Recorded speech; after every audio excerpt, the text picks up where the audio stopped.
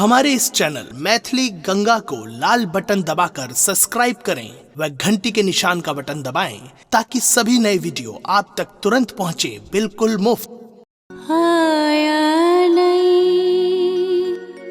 कार्तिक मस हो भैया सामा लेला अवतार।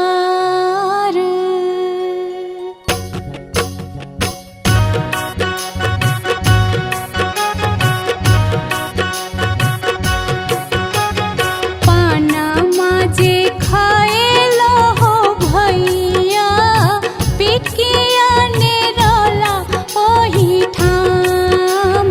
पाना माजे खाएला हो भैया पिकिया ने रोला ओही ठाम। ओही पिकिया आबे गेल हो भैया गंगा जमुनमा केरा बाढ़। ओही पिक